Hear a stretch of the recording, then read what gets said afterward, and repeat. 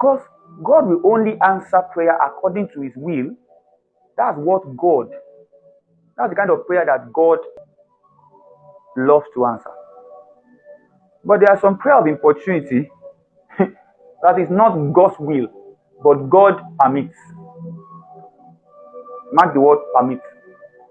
He didn't answer you because he wants to answer you. He permits it because there's problem. So you will learn. There are prayers like that. An example of that is the children of Israel. God did not say he wanted them to start having king yet. Probably. David has always been God's choice. Maybe David will have been the first king of Israel.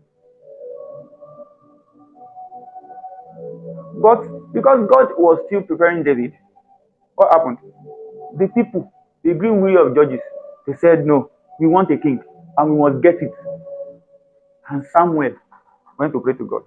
And God said, because they are disturbing me, they've been praying unto me, and they are insisting. I'm not a king for them. So that prayer was not because God wanted to do it, but because of the stubbornness of his children. He permitted it. The parable of the prodigal son was typifying the person of Jesus and some of us as believers and Christians, two categories of children of God. But the prodigal son, God did not give him what he wanted, his inheritance, because it was time. It was not yet time. But because he was stubborn, his father permitted. So that means there are sometimes that because you don't understand times and seasons, you don't understand process, you don't understand the will of God, you stubbornly force the hand of God to move. But most times the end is not always good.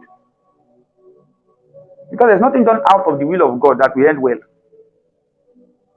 So you don't want to force the hand of God to move. You want to wait for God to do it. You want to wait to align with God through your prayers, not go before God, not force God to do things.